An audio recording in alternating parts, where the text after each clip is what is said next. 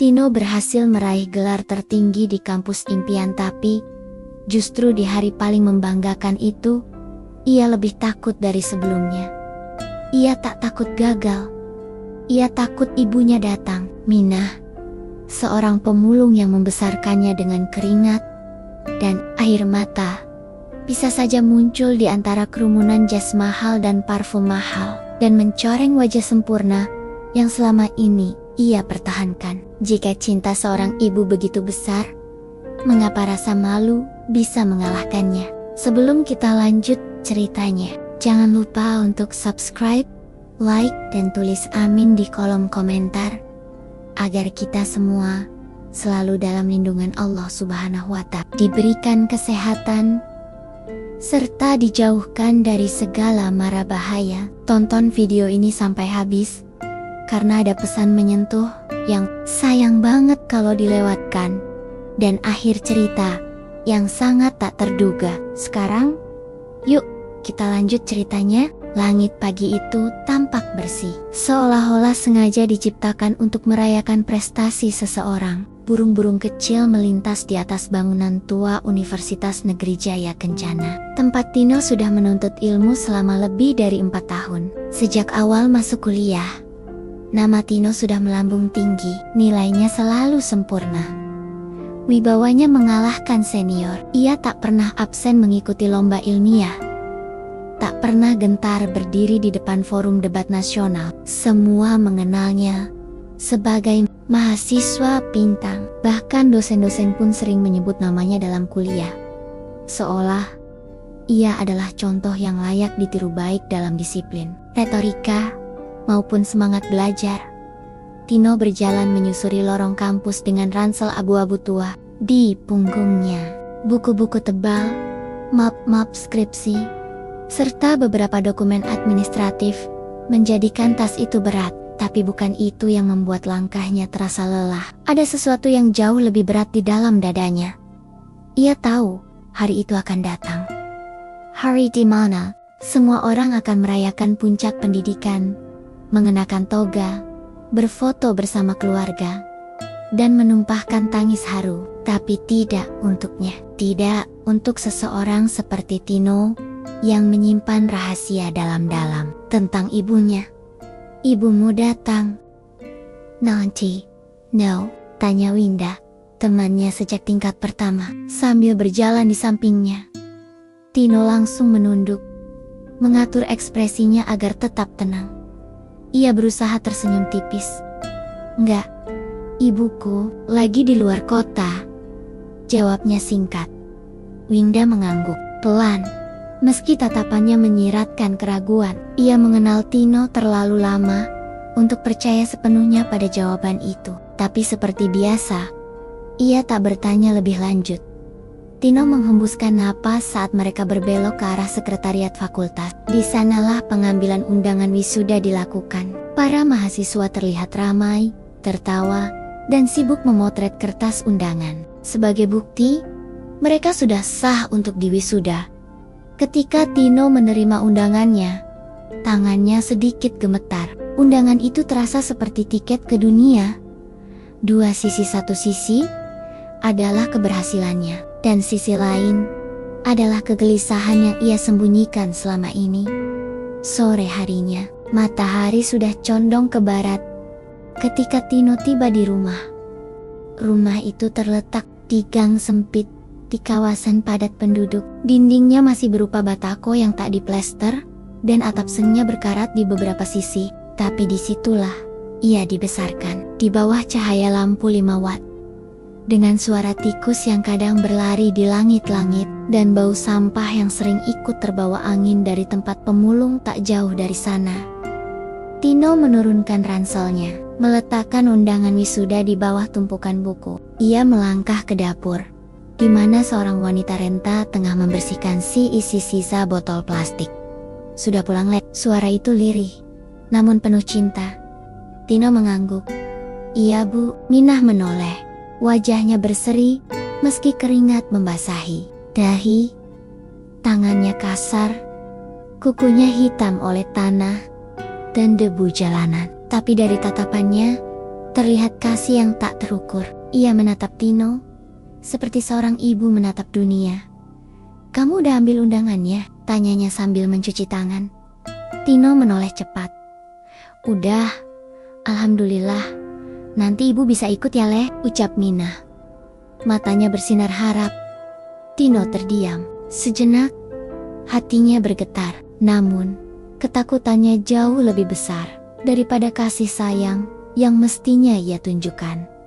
"Ibu, jangan datang, ya," ucapnya pelan, tapi tegas. Minah berhenti mengeringkan tangannya. "Kenapa, Le?" Tino menarik napas panjang, mencoba menyusun kata agar tak terdengar menyakitkan. Tapi setiap kalimatnya tetap menusuk. Bukan karena ibu, tapi acaranya formal, Bu. Banyak tamu penting, rektor, dosen, pejabat kampus. Semua orang pakai baju bagus. Ada juga yang foto-foto sama orang tuanya. Aku gak mau ibu jadi pusat perhatian, karena ia tak melanjutkan. Tapi Minah sudah mengerti. Matanya menunduk. Hening melingkupi dapur yang sempit itu. Hanya terdengar detak jam dan suara air tetesan dari keran bocor. "Karena ibu cuma pemulung," gumam Minah, seperti menusukkan belati ke jantungnya sendiri. Tino ingin menyangkal, ingin mengatakan bahwa itu bukan maksudnya. Tapi ia tetap diam. Diam yang terlalu kaku untuk disebut sayang. Minah tersenyum kecil. "Ibu ngerti, Le. Gak apa-apa. Yang penting kamu bahagia." Kalimat itu terdengar sederhana, tapi di dalamnya ada puluhan tahun pengorbanan yang dihancurkan dalam satu kalimat. Ada ratusan malam mengais sampah demi biaya kuliah. Ada ribuan hinaan dari orang yang tak tahu arti menjadi ibu tunggal. Semuanya ditukar dengan satu keinginan. Anaknya tak malu punya ibu seperti dirinya. Malam itu, Tino duduk di atas kasurnya yang tipis, memandang langit-langit kamar. Undangan wisuda tergeletak di meja kecil. Ia menatap nama ibunya yang ia isi dengan huruf-huruf tergesa. Minah. Lalu ia menuliskan, "Tidak hadir di bagian kehadiran wali." Ia menyesap air putih dari gelas plastik. Hatinya tak tenang, tapi logikanya menguat. "Aku harus menjaga citraku. Aku harus terus naik. Kalau orang tahu ibuku pemulung, semua akan berubah." Dan ia memejamkan mata, berusaha tidur. Di tengah suara malam yang tak pernah benar-benar hening. Hari-hari menjelang wisuda terasa semakin padat, bukan hanya karena tugas-tugas akhir dan gladi resik, tapi juga karena hiruk-pikuk mahasiswa yang sibuk berbagi kabar tentang siapa saja yang akan datang di hari penting itu. Ruang diskusi, kantin, bahkan halaman parkir dipenuhi cerita tentang orang tua. "Ayahku bakal datang dari luar kota, 12 jam naik kereta," ujar Bayu dengan bangga sambil memamerkan foto tiket kepada teman-temannya. "Aku udah siapin kebaya buat ibu, biar matching sama tokaku," sahut Sari sambil tertawa kecil. Wajahnya berbinar. Tino hanya duduk diam di salah satu sudut ruang. Wajahnya tertutup buku, tapi telinganya menangkap semua. Setiap kalimat tentang keluarga adalah hantaman pelan yang menyesakkan. Bukan karena ia tak punya ibu, justru karena ia memiliki satu-satunya sosok itu, tapi tak sanggup memperkenalkannya ke dunia yang terlalu banyak menilai. Ia menyibukkan diri dengan membaca, meski huruf-huruf di depannya seperti luntur oleh pikirannya sendiri. Sore itu, suasana rumah kembali sunyi. Minah duduk sendirian di ruang depan yang sempit, memandangi selembar kertas berbingkai emas yang baru saja ia temukan di tumpukan buku Tino. Undangan wisuda itu terlihat begitu megah baginya. Nama Tino tercetak dengan huruf tebal begitu gagah. Ia menyentuhnya perlahan, seolah takut merusaknya. Di bagian bawah ada kolom kecil bertuliskan nama orang tua atau wali. Minah hadir. Tidak. Minah tersenyum kecut. Hatinya terasa perih. Ia bukan orang pandai membaca. tapi cukup mengerti makna satu kata itu.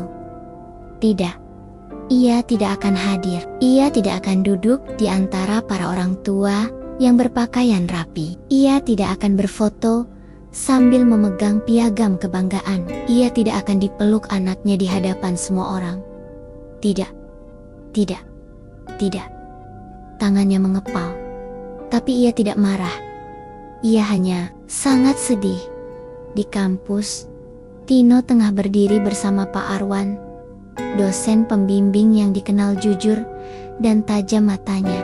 Lelaki tua itu menatap Tino dengan dahi sedikit berkerut. "Kamu nggak ajak orang tua ke wisuda?" "Nomor?" tanyanya santai, tapi tajam.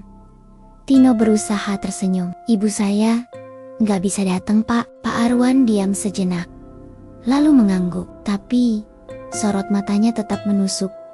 "Saya lihat kamu anak yang hebat, Nomor, tapi saya juga tahu orang hebat biasanya dibesarkan oleh orang yang lebih hebat." Tino menendak. Kata-kata itu membekas, tapi ia memilih tak menjawab. Dia menjadi tameng paling aman saat hati mulai gemetar.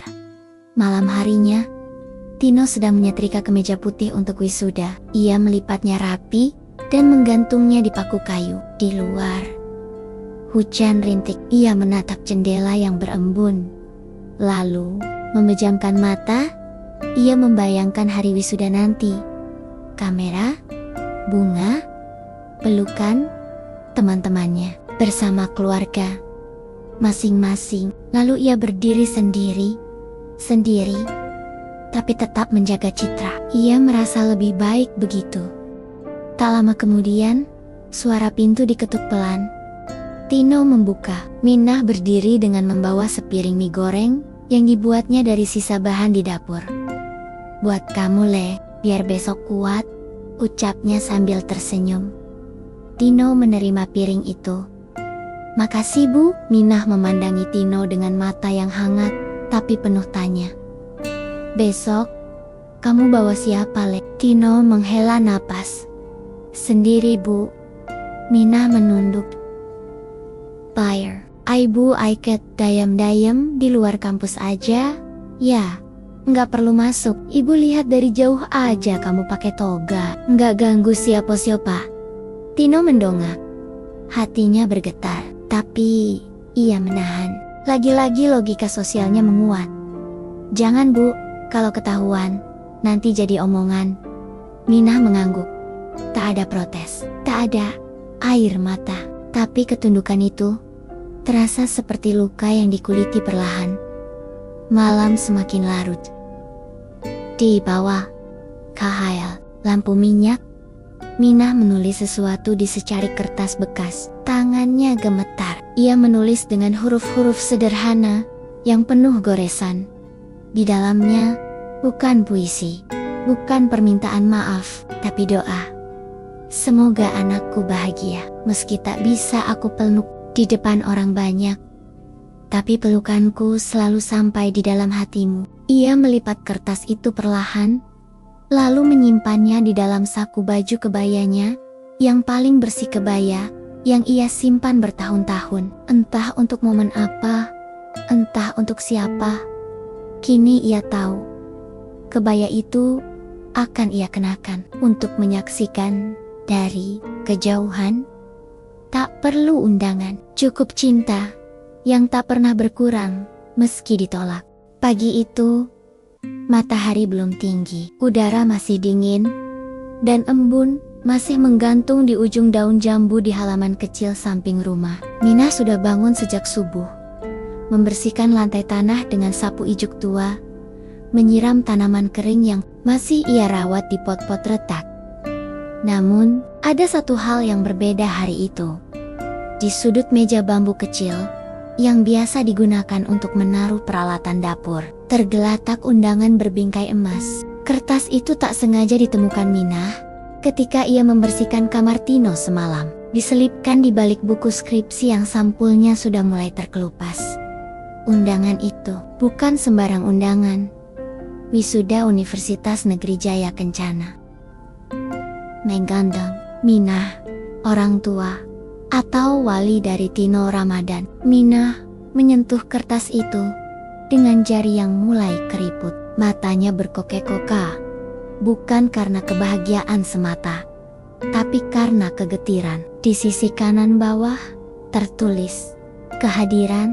Tidak, ia mengusap tulisan itu perlahan, seakan berharap tinta bisa dihapus oleh cinta. Tapi tidak. Coretan itu sudah menjadi keputusan. Tertulis jelas, tegas, tak terbantahkan. Ia tidak diundang. Namun, hati Minah bukan sekadar penerima keputusan. Ia adalah seorang ibu, dan seorang ibu tahu kapan harus mengikuti dan kapan harus bertahan. Siang menjelang, Tino baru pulang dari kampus, mengenakan jaket alma mater yang warnanya sudah memudar. Wajahnya lelah, tapi sorot matanya waspada. Begitu melihat meja tempat ia menyimpan undangan itu, kini kosong. Ia melangkah cepat ke kamar, membuka laci, kosong. Ia memutar tubuh, keluar ke ruang depan. "Bu, lihat undangan yang kemarin gak?" tanyanya. Mencoba terdengar tenang. Minah menoleh dari dapur. Ia tak menjawab langsung. Ia hanya menatap Tino. "Lama." "Ada," jawabnya akhirnya. "Pendek, Bu. Jangan buka-buka barang Tino dong. Itu urusan kampus," ucap Tino. Suaranya meninggi sedikit. Minah mengangguk pelan, menerima kemarahan itu seperti biasa dengan diam, dan senyum kecut. "Maaf, Le. Ibu kira boleh lihat. Ibu cuma pengen tahu kapan harinya. Takut kamu lupa kasih tahu." Tino menarik napas panjang. Ia tahu ibunya tak bermaksud apa-apa, tapi kegugupan menguasainya. Undangan itu bukan hanya Curtis biasa. Di baliknya ada dunia yang ingin ia sembunyikan. "Ibu gak usah datang ya." "Serius," ucapnya lagi. Kali ini tanpa jeda, tanpa ragu. Minah terdiam. Lalu, sambil membelakangi Tino, ia berkata, "Ibu ngerti, Le. Baju ibu gak bagus. Gigi ibu ompong. Ibu bau sampah ibu. Bukan ibu yang layak ditampilkan." Tino memetong. Suara ibunya pelan, tapi tajam. Lebih tajam dari pisau yang biasa ia lihat digunakan ibunya saat mengupas kulit kelapa dari tumpukan sampah. Tapi ia tak bisa menjawab. "Bukan gitu, Bu. Ini acara formal. Nanti malah jadi bahan omongan," kilahnya. Minah mengangguk lagi. Lalu, ia berjalan ke kamar. Pelan, sangat pelan. Seolah setiap langkah adalah beban. Malam tiba, tapi hati Minah tetap gelisah. Di balik tirai kamar tipis, ia membuka lemari kayu tua peninggalan suaminya. Di dalamnya tergantung satu-satunya kebaya yang ia miliki. Warna coklat muda, agak pudar, dengan renda-renda kecil di bagian leher yang mulai terlepas. Kebaya itu ia simpan sejak Tino masih kecil. Dulu, ia berharap bisa memakainya saat Tino menikah. Tapi, malam ini, ayah, Bimu, kebaya itu akan ia kenakan untuk hari wisuda anaknya. Minah tahu, ia tak diundang. Tapi ia juga tahu, ia tak bisa terus menjadi bayangan di balik pintu. Ayah sudah terlalu lama diam, terlalu sering menelan harga diri demi tidak mempermalukan anaknya. Tapi kali ini, tidak. Ia ingin hadir. Bukan untuk dipuji, bukan untuk difoto, tapi untuk melihat, hanya melihat anak yang ia besarkan dengan segenap nafas dan luka, berdiri dengan toga dan gelar di depan panggung. Kalau nanti dia marah, biar, bisik Minah pada dirinya sendiri sambil melipat kebaya itu dengan hoti-hoti. Di sisi lain, Tino tengah duduk di kantin kampus bersama teman-temannya. "Gue udah nyewa fotografer, noh, biar bisa foto bareng keluarga," kata Reza. "Wah, mantap," jawab Tino setengah hati. "Kamu bawa siapa, Nom?" tanya Winda. Tino meneguk air mineral sebelum menjawab sendiri. "Loh, Kok sendiri? Ibuku aja mau datang, padahal rumahnya jauh banget, kata Winda lagi. Penasaran? Tino tersenyum, tapi ada kekosongan dalam senyumnya. Ya, ibu aku gak bisa, ada urusan, jawabnya pendek.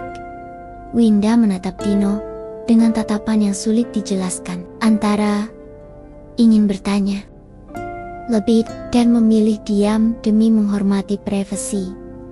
3 hari menjelang wisuda, Minah pergi ke pasar loak. Ia menjual botol plastik dan kardus dengan jumlah yang lebih banyak dari biasanya.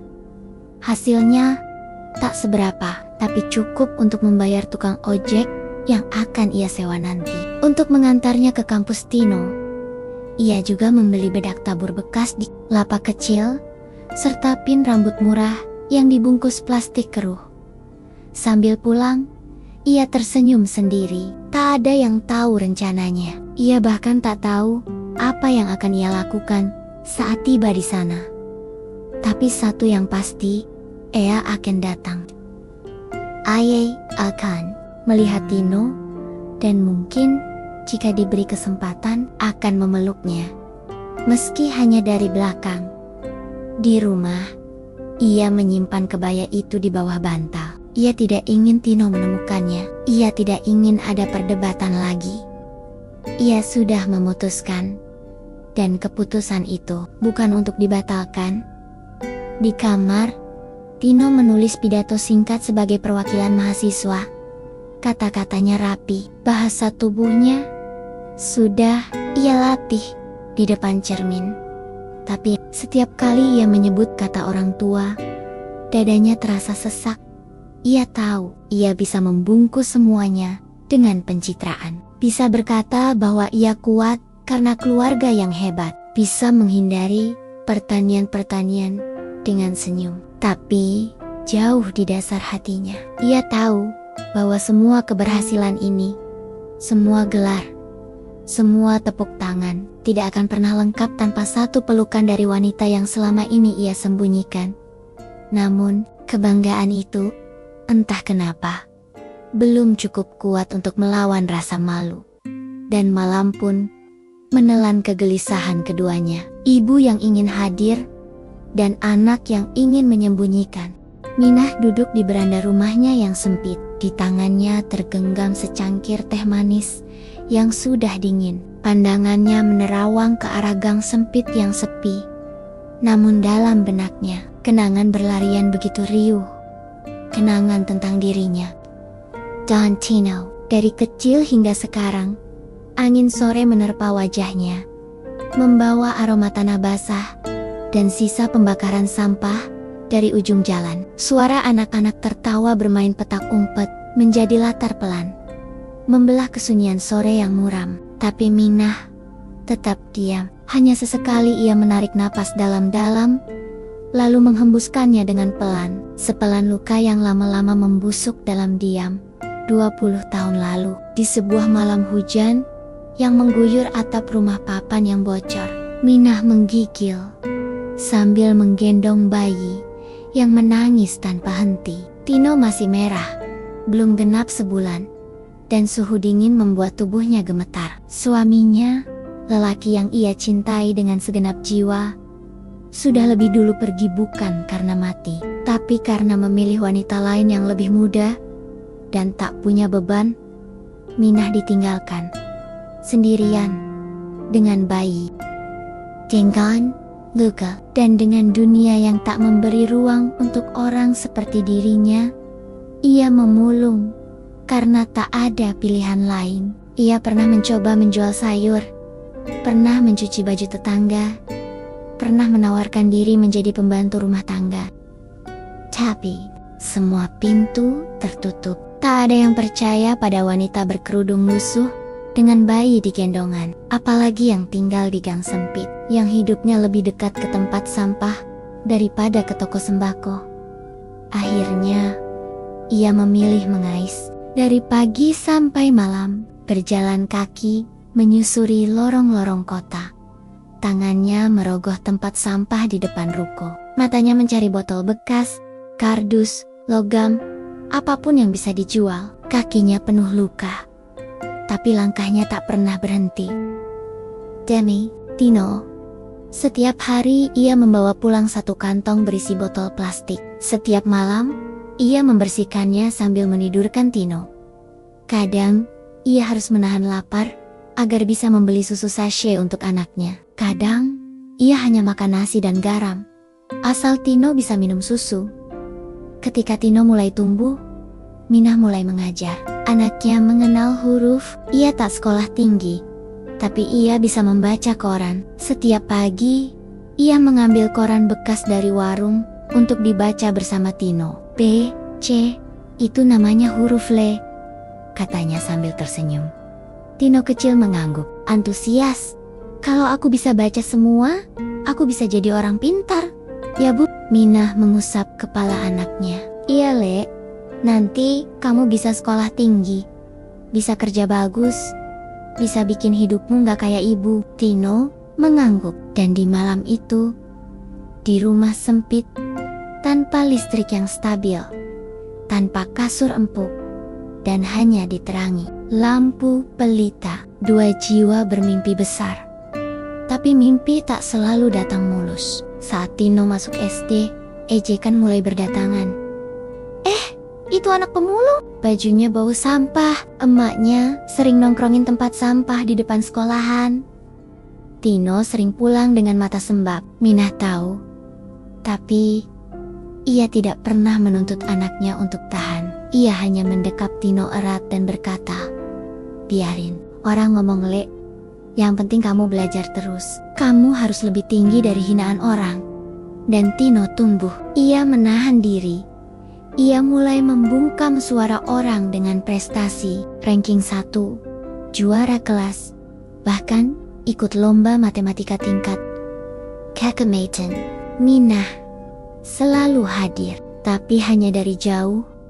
Ia tahu, saat anak-anak lain mencium tangan orang tuanya di tengah lapangan, Tino memilih berlari cepat ke gerbang sekolah, memeluk Minah di luar pagar. Bukan karena malu, tapi karena takut diejek Mantemonia lagi.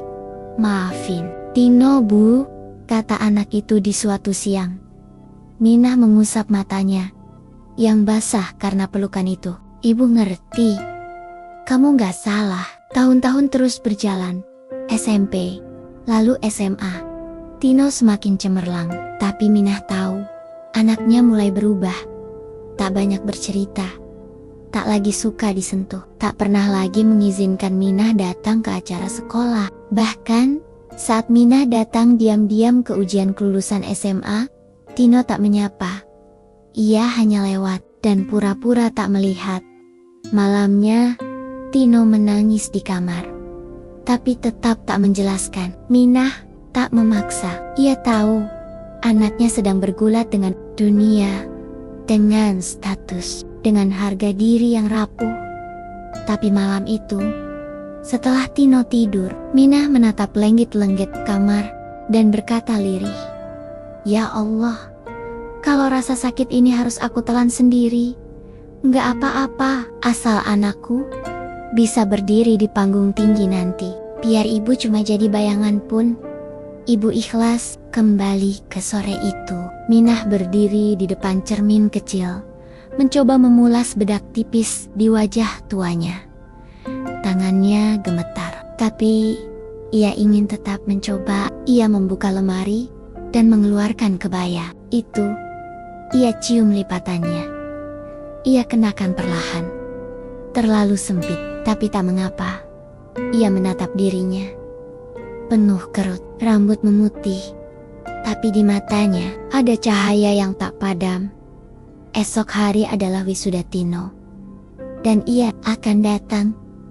Bukan untuk mengganggu, bukan untuk mempermalukan, tapi untuk menyelesaikan satu bab dalam hidupnya sebagai ibu. Bab terakhir dari pengorbanan yang tak pernah diceritakan siapa-siapa. Bab yang selama ini hanya ditulis dalam lumpur dan air mata. Di kamar sebelah, Tino menyiapkan sepatu pantofel yang ia pinjam dari Reza. Ia memastikan semuanya rapi. Setelan, jas, dasi, toga, Tidak ada yang kurang, kecuali satu hal yang ia tolak hadir. Tapi sebenarnya, diam-diam ia rindukan. Satu pelukan. Daria Bunya.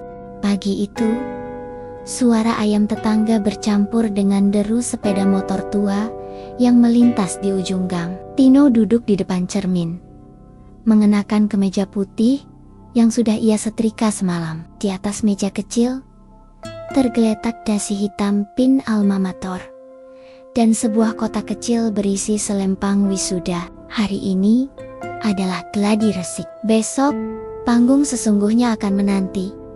Tino menatap dirinya dalam cermin, matanya cekung karena kurang tidur, wajahnya cemas.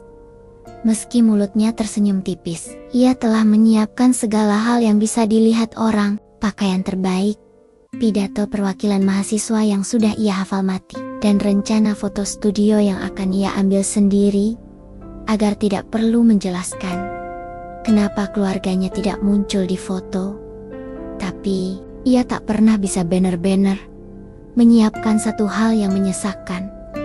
Rasa bersalah. Bu, nanti siang aku langsung ke kampus ya, latihan buat besok, ucap Tino dari depan cermin. Minah yang tengah mencuci di belakang menjawab dari kejauhan, "Iya Le, hati-hati ya." Suara itu begitu lembut, tak ada tanda kemarahan, tak ada nada kecewa. Padahal semalam Minah menangis diam-diam. Ia memeluk kebayanya sambil berdoa agar langkah esok tak membuat anaknya semakin jauh. Ia sadar keputusannya untuk hadir bisa menyakitkan Tino, tapi jika ia tetap diam, siapa yang akan mengingatkan anaknya bahwa cinta seorang ibu tak layak disembunyikan? Di kampus, aula utama Universitas Negeri Jaya Kencana dipenuhi bangku-bangku yang sudah ditata rapi. Spanduk besar dengan tulisan "Sidang Terbuka Wisuda Sarjana" membentang di bagian atas panggung. Panitia berlalu lalang, sebagian sibuk menyiapkan kamera, pengeras suara, dan daftar kehadiran. Tino berdiri di urutan depan bersama mahasiswa terbaik lainnya. Saat nama-nama dipanggil untuk gladi, satu demi satu rekan-rekannya tersenyum lebar, membayangkan keesokan hari mereka akan berdiri di depan keluarga. Bayu, yang berdiri di belakang Tino, menepuk pundaknya.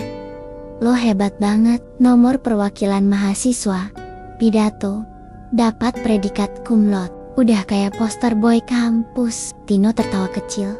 "Halah, lebay. Lo ngajak siapa besok, Mak?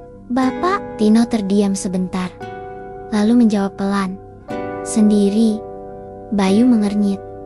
"Serius lo, gak ngajak siapa-siapa?" Tino mengangguk. "Udah biasa."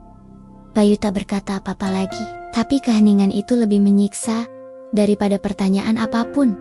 Sore menjelang, Tino berjalan sendirian melewati taman kecil dekat parkiran. Ia duduk di bangku semen, memandangi pohon angsana yang daunnya berguguran. Angin bertiup pelan, membawa aroma bunga dan tanah kering. Di tangannya, ia menggenggam undangan yang sobek di bagian pojok. Ia sempat berniat membuangnya, tapi entah kenapa, kertas itu masih ia simpan. Nama Minah yang tertulis di sana, seperti menyala, terus memanggil. Ia teringat lagi wajah ibunya, keriput di sekitar mata, senyum yang tak pernah hilang, meski sering ditolak, dan cara ibu menatapnya seolah Tino adalah seluruh dunia. Tino mengusap wajahnya. Ia ingin menangis, tapi egonya terlalu kuat untuk membiarkan air mata turun. "Gue gak boleh lemah," bisiknya. Namun hatinya terus berteriak, "Kenapa aku harus malu punya ibu yang membesarkanku dengan tangannya sendiri? Kenapa dunia membuatku harus menyembunyikan dia?" Pertanyaan-pertanyaan itu mengendap, seperti lumpur yang tidak pernah mengering. Malam harinya, di rumah, Minah diam-diam mengeluarkan kebaya dari bawah bantal. Ia menyetrikanya dengan setrika arang. Tangannya berhati-hati, tak ingin membakar renda yang sudah rapuh. Sementara itu, di pojok ruangan, tergantung foto kecil Tino saat masih SD, gigi ompong, seragam putih yang kebesaran. Di bawahnya tertulis dengan spidol merah. Juara I, lomba cerdas cermat, kecamatan. Minah tersenyum kecil. Kamu memang selalu pintar, Leh. Ia menyentuh bingkai kayu itu. Dulu, ia membuat bingkai itu sendiri dari kayu bekas laci yang dibuang orang. Ia potong, ia haluskan, lalu ia cat dengan kuas bekas. Semua agar Tino punya kenangan bahwa ibunya selalu bangga padanya di meja kesil. Minah menyelipkan secarik kertas ke dalam tas kain hitam yang akan ia bawa besok. Isinya surat yang ia tulis dengan susah payah semalam. Tino, anakku, ibu tahu kamu malu sama ibu, tapi ibu tetap bangga sama kamu. Ibu gak bisa kasih kamu sepatu bagus atau mobil antar jemput, tapi ibu bisa kasih kamu hati yang terus doain kamu. Setiap hari, kalau ibu datang besok, jangan marah ya. Ibu cuma pengen lihat kamu berdiri pakai toga. Itu aja. Enggak lebih, enggak minta dipeluk, enggak minta difoto. Cuma pengen jadi saksi bahwa kamu akhirnya sampai di titik yang selama ini kamu perjuangkan. Dan ibu cuma ingin bilang, kamu anak yang hebat. Minah melipat surat itu dengan pelan, menyimpannya dalam kantong dalam tas, lalu menatap langit malam. Bintang-bintang mulai bermunculan, tapi matanya menatap satu titik terang paling besar. Kalau nanti aku dipermalukan, nggak apa-apa, asalkan anakku tahu, aku nggak pernah berhenti mencintainya, gumamnya. Keesokan paginya akan menjadi hari besar bagi Tino dan bagi Minah. Tapi dalam benak masing-masing, hari itu berarti dua hal yang sangat berbeda. Bagi Tino, hari itu adalah panggung terakhir yang harus ia pertahankan tanpa celah, tanpa luka, tanpa bayangan masa lalu yang menurutnya memalukan.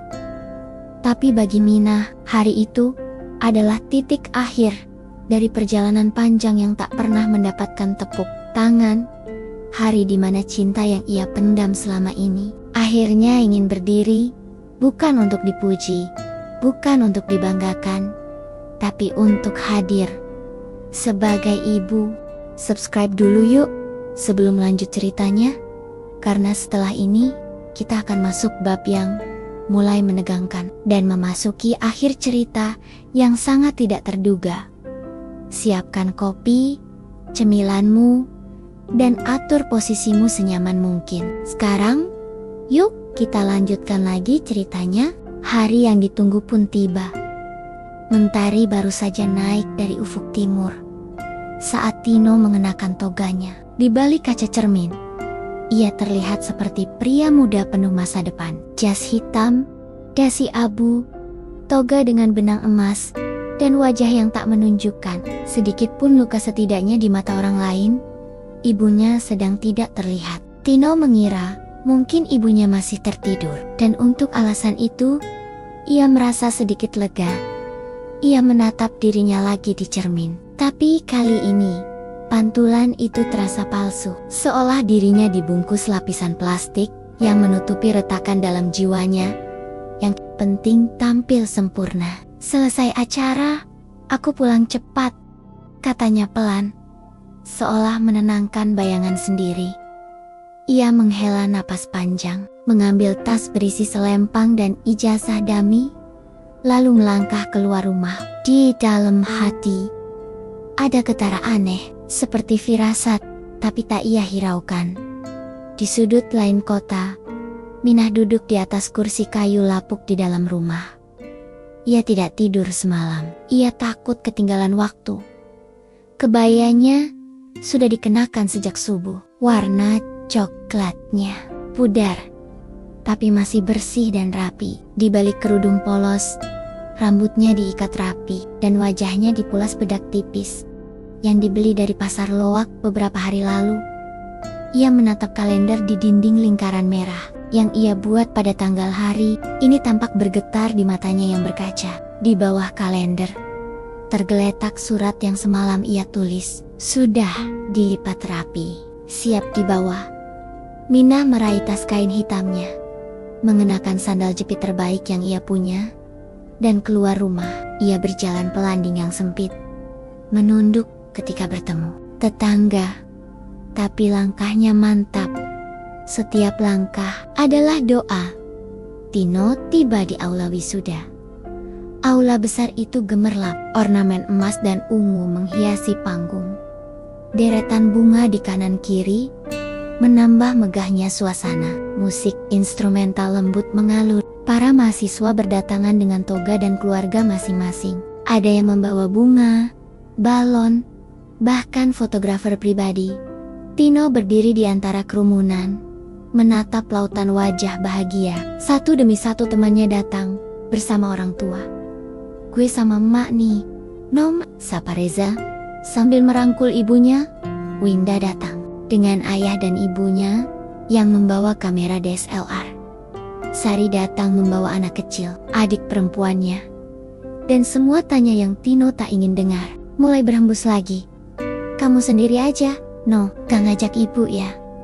Kasihan.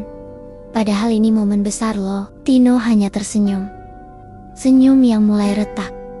Tapi ia tetap tegak. Menjaga wajah, menjaga nama, menjaga kesempurnaan. Sementara itu, di luar aula, Mina berdiri di bawah tenda kecil bersama para orang tua lain. Tapi, tak ada yang mengenalnya. Ia tak membawa undangan. Ia tak memakai pakaian mewah. Ia hanya diam, memeluk tas kainnya erat-erat. Ia tak tahu di mana tepatnya Tino duduk, tapi matanya terus mencari. Dan saat musik penghormatan mahasiswa terbaik mengalun, Minah melihat anaknya berdiri di panggung. Tino maju dengan langkah gagah. Nama lengkapnya disebut, semua orang bertepuk tangan. Rektor menyerahkan ijazah simbolik, kamera-kamera memotret, dan semua mata tertuju padanya. Termisok mata Minah. Ia tak bisa berkata apa-apa. Ia hanya meneteskan air mata. Tangannya menutup mulut, seolah menahan rasa haru yang menyesakkan. "Anakku," bisiknya. Hanya itu. Setelah sesi utama selesai, waktu istirahat dimulai. Mahasiswa berkumpul dengan keluarga masing-masing di luar aula untuk foto bersama. Tino menyelinap ke sudut taman kampus, ingin menghindari keramaian. Tapi justru saat itu, suara yang ia kenal lebih dari hidupnya sendiri memanggil dari belakang. Tino menoleh pelan, matanya membelalak. Di sana berdiri Mina dengan kebaya sederhana, dengan tas kain, dengan mata basah. Dengan senyum yang tak berubah sejak Tino lahir. Dunia Tino langsung membeku. Matanya melihat, tapi hatinya tak mampu menerima. Beberapa temannya ikut menoleh. Ada yang terdiam, ada yang saling berbisik. Itu siapa? Ibunya Tino? Baju kebaya lusuh begitu. Emangnya dia dari mana? Tino melangkah cepat, mendekati ibunya, tapi bukan untuk memeluk, melainkan untuk menahan but. "Enggak, Pain, kesini," bisiknya tajam. Mina masih tersenyum. "Ibu cuma pengen lihat kamu, Lei. Dari jauh aja." "Kok? Ibu kan aku udah bilang, jangan datang," ucap Tino. Suaranya makin gemetar. Orang-orang mulai menoleh. Beberapa memperhatikan. Ada yang tersenyum sinis, ada yang mengerutkan dahi. "Lei, ibu minta maaf kalau bikin kamu malu," kata Minah pelan. Matanya menunduk. Tino menandok, menyembunyikan wajah. Tapi air matanya mulai turun. Ia marah, tapi tak tahu marah kepada siapa. "Ibu pulang sekarang." "Ya," kata Minah, masih dengan suara lembut. Ia membuka tasnya, lalu mengeluarkan amplop kecil. "Ibu tulis surat buat kamu. Kalau sempat, baca ya, Lei." Tino tak menjawab, ia hanya menatap tanah. Minah tersenyum lagi, tapi kali ini senyumnya hancur. Lalu, ia berbalik, melangkah pergi perlahan di antara kerumunan yang mulai diam. Dan saat langkahnya menjauh, sesuatu dalam diri Tino retak. Bukan karena malu, tapi karena ia baru sadar, ibu yang ia tolak, ibu yang ia sembunyikan, Ibu yang ia anggap bukan bagian dari kebanggaannya adalah satu-satunya alasan mengapa ia bisa berdiri di panggung hari ini. Dan untuk pertama kalinya, ia menangis. Bukan di kamar, bukan di balik tirai, tapi di tengah kampus, di bawah cahaya matahari, disaksikan langit yang tak pernah memihak siapapun. Ia menangis karena hatinya runtuh dan terlalu terlambat untuk berkata, "Ibu, maaf." Angin sudah tak lagi cerah saat Tino berdiri membatu di bawah pohon angsana di halaman kampus. Acara wisuda telah selesai. Ratusan orang tua dan mahasiswa mulai beranjak pulang dengan bunga, tawa, dan kamera penuh kenangan. Namun, tidak dengan Tino. Ia masih berdiri di tempat yang sama, menggenggam erat amplop lusuh yang diberikan Mina sebelum pergi. Jari-jarinya gemetar, nafasnya berat. Dunia di sekelilingnya seolah tak bersuara. Semua cover, semua lenyap kecuali satu suara yang terus berputar di kepalanya. Ibu cuma pengen lihat kamu. Dari jauh aja. Ia duduk perlahan di bangku taman yang dingin, membuang napas yang panjang, lalu menatap amplop itu. Di permukaannya tertulis dengan tulisan tangan goyah, "Untuk anakku, Tino." Perlahan ia membuka.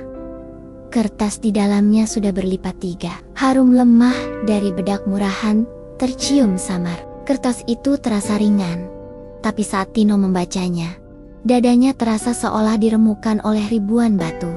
"Tino, anak ibu yang paling hebat. Waktu ibu tahu kamu masuk kampus negeri, ibu nangis semalaman. Tapi bukan karena sedih, tapi karena bangga. Ibu tahu kamu pintar, kamu rajin, kamu kuat. Maaf kalau selama ini ibu bikin kamu malu. Maaf kalau penampilan ibu bikin kamu nunduk di depan orang lain. Ibu ngerti, ibu cuma pemulung, tapi ibu ingin kamu tahu. Semua yang kamu pakai hari ini, semua yang kamu capai, ibu kumpulin dari botol bekas, kardus, dan sisa makanan yang orang lain buang. Kamu pernah makan mie instan 3 hari, bercoret waktu kecil, itu karena ibu pilih beli buku ketimbang beli lauk. Kamu pernah marah waktu ibu gak punya uang buat traktir kamu? Ibu simpan uang itu buat bayar formulir beasiswa. Ibu gak pernah marah, Le. Kamu tumbuh di dunia yang keras. Kamu, Kuma, pengen dihormati. Dan ibu tahu, ibu gak bisa kasih kamu itu. Tapi ibu tetap datang hari ini. Bukan buat ganggu. Ibu cuma ingin lihat kamu berdiri di panggung. Sekali aja. Lalu, ibu pulang. Jangan takut, Le. Ibu gak akan datang lagi. Tapi kamu harus tahu, gak peduli kamu malu atau enggak, kamu tetap anak ibu. Sampai ibu mati pun, kamu tetap darah ibu sendiri. Maaf ya, dan terima kasih sudah sampai sejauh ini. Ibu sayang kamu selalu, meskipun kamu gak sayang balik. Ibu gak apa-apa. Ibumu, Minah. Tino tak kuat lagi. Air matanya tumpah, tangisnya pecah, dadanya sesak. Ia mendekap surat itu, seakan itu satu-satunya pelindung di dunia yang penuh cemoohan. Dunia yang ia pilih, dan dunia yang ia pakai untuk menjauh dari wanita yang mencintainya lebih dari hidupnya sendiri. Bayangan Minah yang melangkah menjauh dengan kabiat, pudar dan senyum hancur terus muncul di pikirannya. Ia melihatnya, ia ingat betul. Tapi tak sempat memeluk, tak sempat mengatakan satu kalimat pun yang berarti.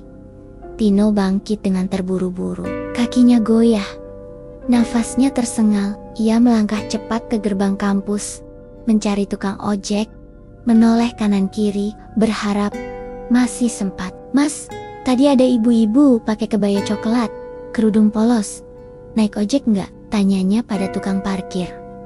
Si tukang hanya menggeleng. "Dia jalan kaki, Mas, ke arah pasar lama." Tino langsung berlari. Sepatu pantofel pinjaman membuat telapak kakinya nyeri, tapi ia tak peduli. Ia berlari, menembus kerumunan, menyeberang jalan, melintasi gang sempit, menerobos debu dan panas, menuju arah pasar lama. Namun saat ia sampai di sana, tak ada siapa-siapa.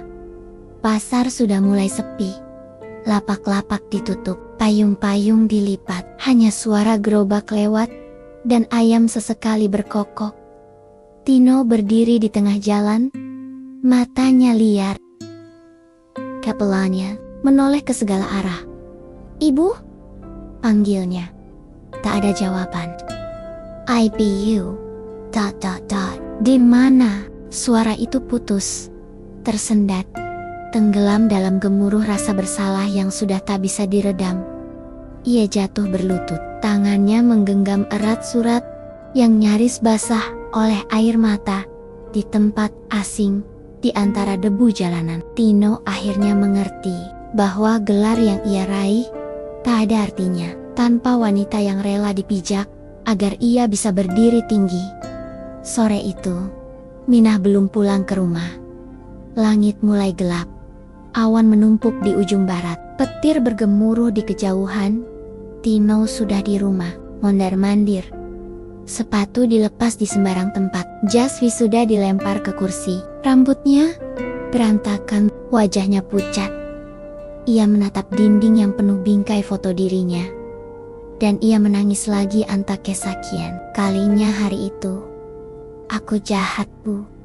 Aku jahat." Pintu rumah masih terbuka. Angin masuk membawa daun-daun kering. Tapi ibunya belum juga datang. Dan ketika malam benar-benar turun, ketakutan Tino berubah jadi kecemasan. Kecemasan berubah jadi penyesalan. Penyesalan menjadi doa. "Ya Allah, jangan ambil ibu sekarang. Jangan. Hari ini, jangan. Sebelum aku minta." Mayayav. Hujan turun malam itu. Deras, tanpa jeda.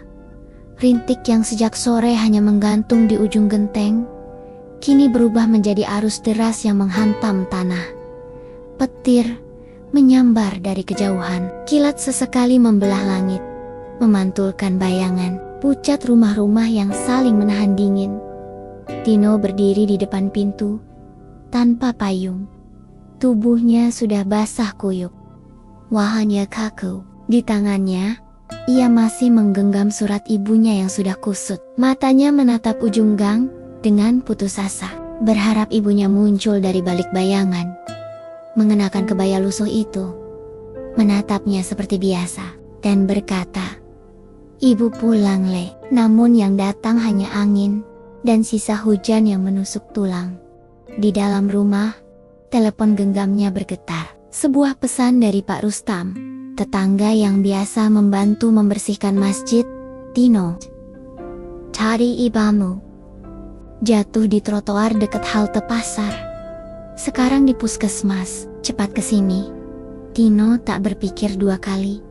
Ia ambil jaket seadanya, lalu berlari dalam hujan, dalam petir, dalam detak jantung yang tak beraturan. Setiap tetes air yang membasahi wajahnya tak lagi bisa dibedakan dari air matanya sendiri. Hatinya mencelos, langkah kakinya berat. Tapi ia terus berlari, seolah waktu adalah musuh yang bisa menang. Jika ia terlambat 1 menit saja. Puskesmas itu kecil, cat dindingnya sudah mengelupas. Di dalam, bau karbol bercampur dengan tanah basah yang terbawa dari sepatu pengunjung. Hanya ada 1 perawat malam dan 2 pasien di ruang tunggu. Tino masuk tergesa-gesa. Napasnya terengah. Tubuhnya basah kuyup, matanya liar. "Ibu saya, Minah, mana?" tanyanya setengah teriak. Perawat menunjuk ke arah ruang observasi. Dia pingsan di jalan. Kepalanya terbentur, tapi sekarang sadar. Tapi lemah. Tino masuk pelan-pelan. Kamar itu sempit, dengan ranjang besi dan lampu yang berpendar lemah. Dan di sana, Minah terbaring. Matanya setengah terbuka, wajahnya pucat, nafasnya pendek. Tapi senyumnya, ya, senyumnya masih ada, walau lemah, walau terguncang. Senyum itu tetap sama. Tino mendekat. Suaranya tercekat. "Bu?" Minah menoleh pelan. Matanya berair. Tino langsung berlutut di samping ranjang. Ia menggenggam tangan ibunya yang dingin. Ia mencium punggung tangan itu. Air matanya jatuh satu persatu, membasahi selimut tipis yang menyelimuti tubuh tua itu. "Maaf Bu, maafin Tino." Minah tersenyum lagi. Kali ini matanya ikut tersenyum. "Ibu gak pernah marah, Le. Ibu gak pernah sakit hati." Tino menunduk lebih dalam. Suaranya gemetar. "Tino malu, Bu." "Tino tolol. Gelar ini gak ada artinya kalau ibu gak ada." Minah menggeleng lemah. "Kamu hebat. Kamu sudah sampai di titik ini. Dan ibu cuma mau lihat kamu, walau dari jauh." Tino memeluk ibunya.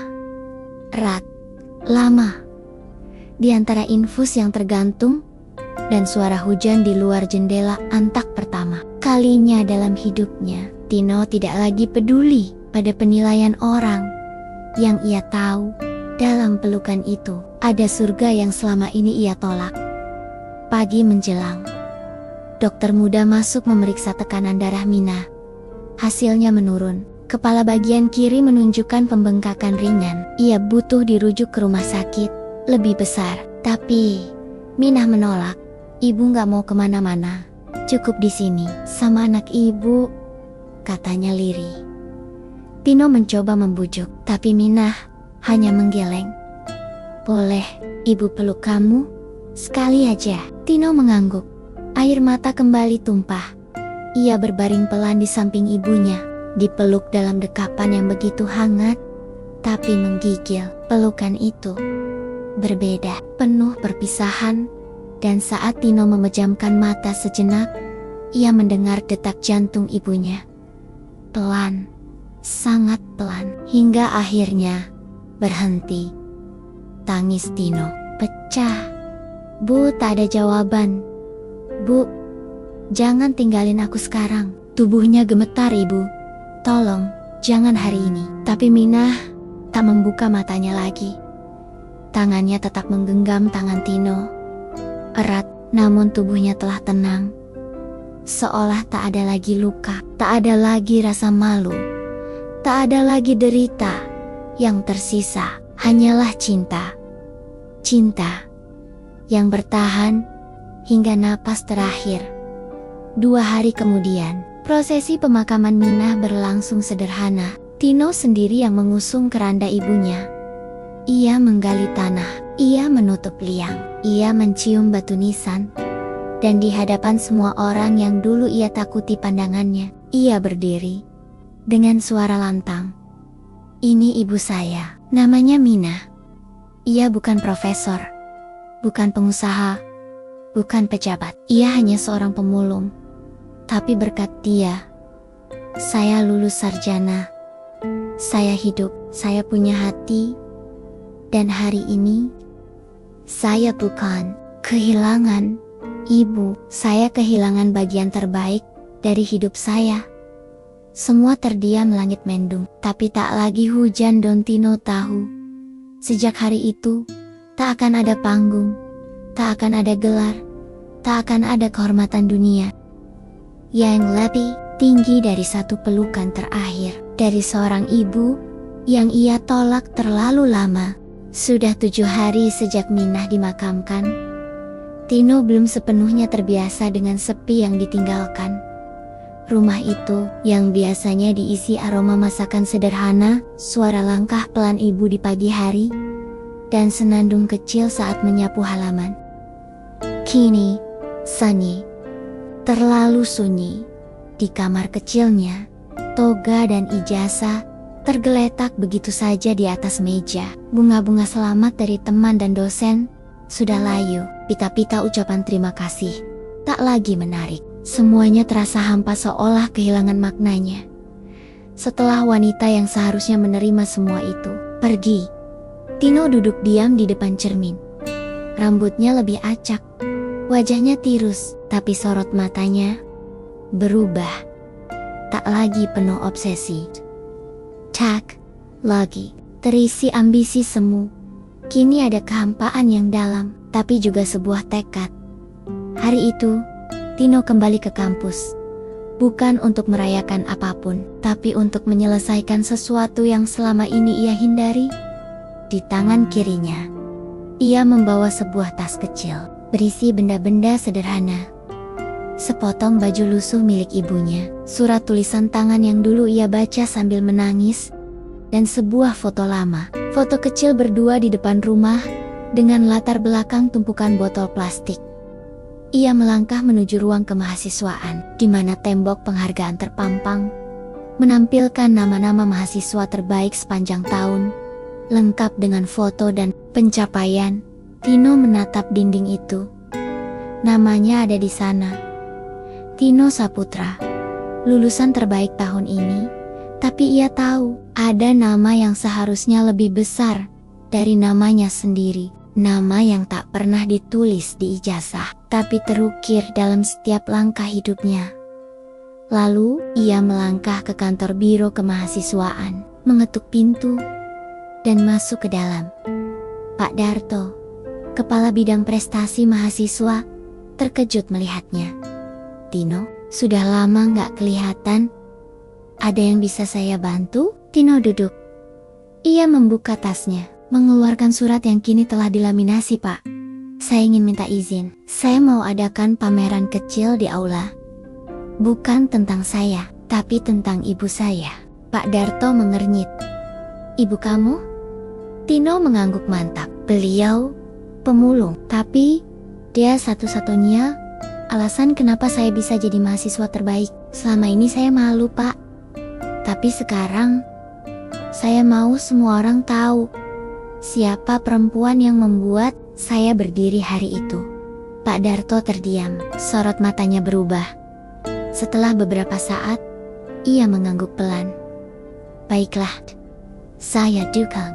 Seminggu kemudian, aula kecil di dekat perpustakaan berubah menjadi ruang kenangan. Tino dan beberapa mahasiswa lain mendekorasi tempat itu dengan papan kayu sederhana yang dipaku di dinding, diberi cat putih, dan lampu-lampu temaram yang menggantung dari langit-langit. Di tengah ruangan, berdiri sebuah papan bertuliskan, Pameran Cinta Seorang Ibu. Minah, pemulung, pejuang, ibu dari mahasiswa terbaik di sekelilingnya. Tergantung foto-foto sederhana, foto Minah sedang memulung, foto dapur rumah mereka, foto Tino kecil dengan seragam robek, dan di tengah ruangan, surat Minah dipajang besar di balik kaca bening.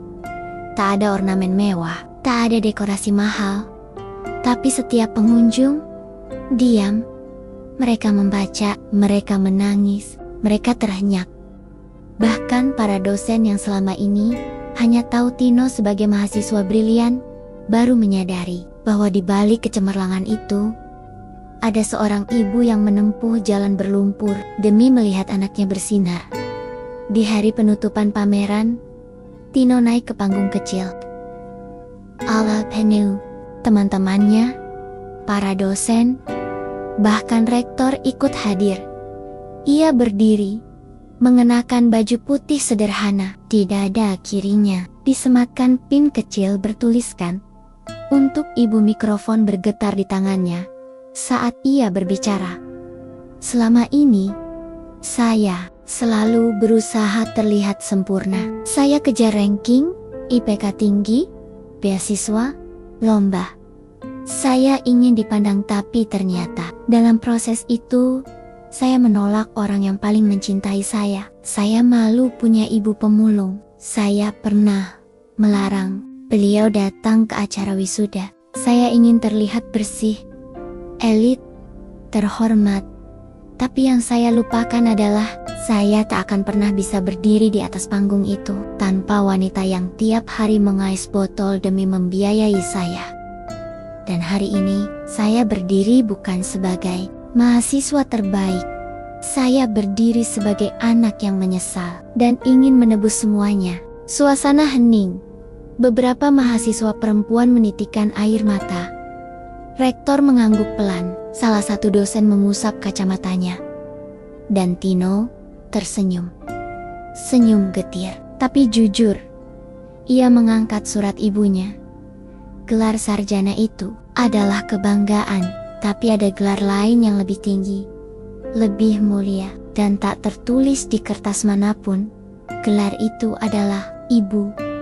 Beberapa hari setelahnya, salah satu media kampus memuat artikel panjang berjudul Minah, ibu dari mahasiswa terbaik yang membuka mata kami tentang arti perjuangan. Artikel itu viral, tak hanya di kampus, tapi menyebar keluar.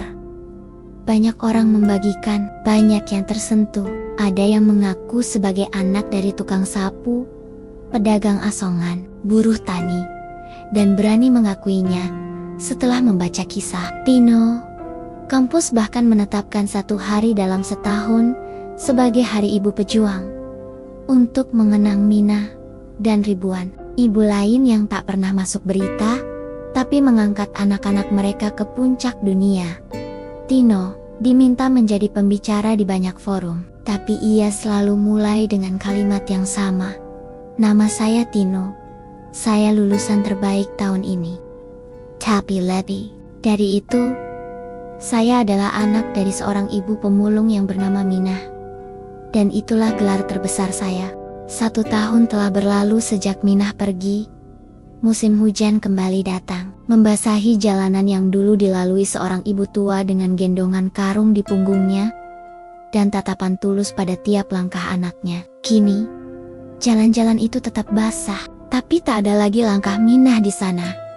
Namun kenangan akan dirinya tak pernah kering. Pagi itu, Tino berdiri di depan gapura besar yang bertuliskan Pusat Kegiatan Sosial Mahasiswa, Rumah Minah. Bangunan itu dulunya hanyalah sebuah gudang tua milik kampus, tak terurus, dan sering digunakan sekadar tempat simpan inventaris rusak. Tapi setelah izin kampus keluar, dan dukungan donatur mengalir dari kisah viralnya, tempat itu diubah total. Kini, gedung itu menjadi ruang harapan. Setiap harinya, anak-anak dari keluarga kurang mampu datang ke sana, belajar, bermain, dan mendapatkan makanan gratis. Para relawan mahasiswa membimbing mereka, mendengar keluh kesah mereka, dan mengajarkan bahwa pendidikan bukan milik orang kaya saja, melainkan hak semua anak, tanpa memandang status orang tua. Tino tak lagi hanya Tino si mahasiswa berprestasi. Ia kini dikenal sebagai Bang Tino, sosok yang setiap sore mengajari anak-anak matematika sambil bercerita tentang ibunya, kadang dengan air mata, kadang dengan tawa. Dan tiap kali ia menyebut nama itu, Minah, semua anak mengangguk, seolah mereka telah mengenal ibu itu sejak lama.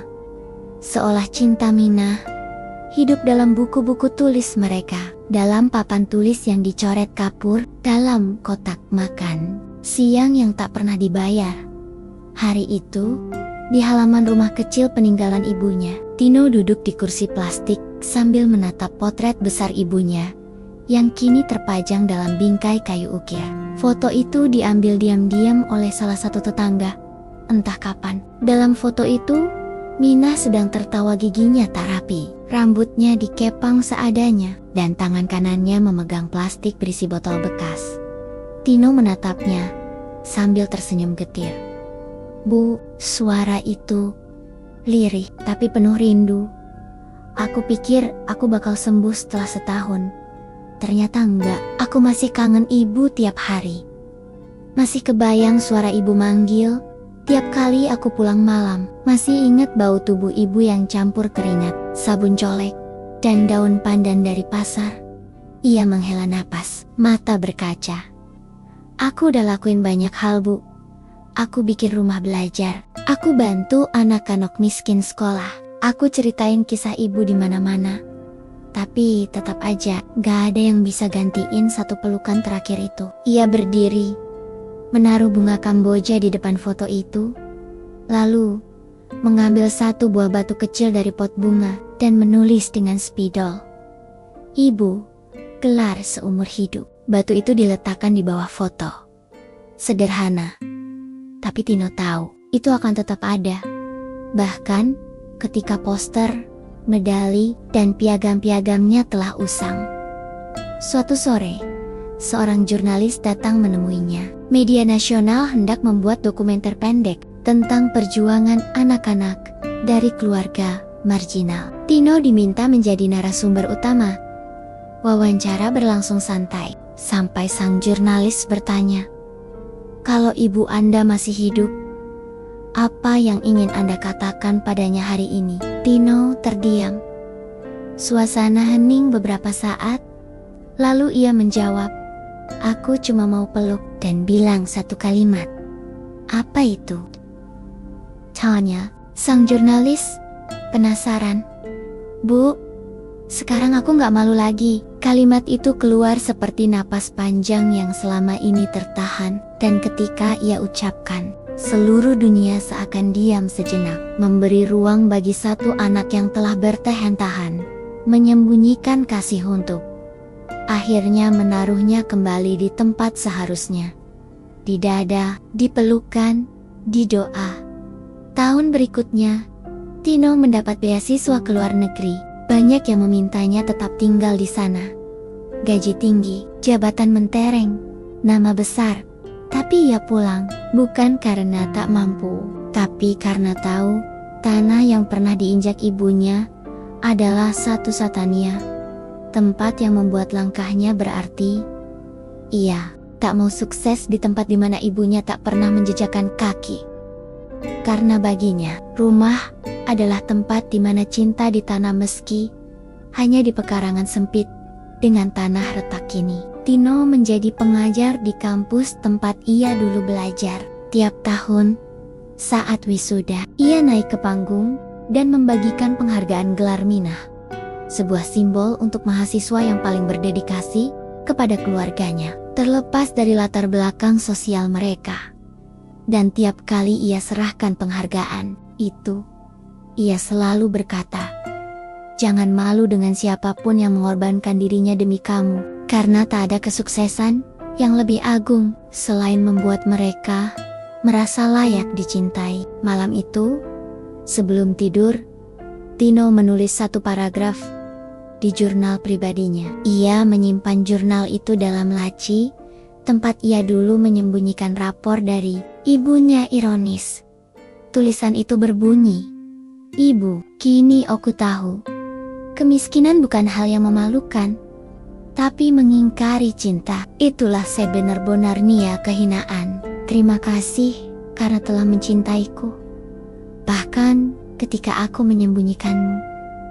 Jalan pulang itu ternyata selalu terbuka. Selama aku berani mengaku bahwa aku tersesat. Ia menutup jurnal itu, mematikan lampu, lalu memejamkan mata dengan tenang.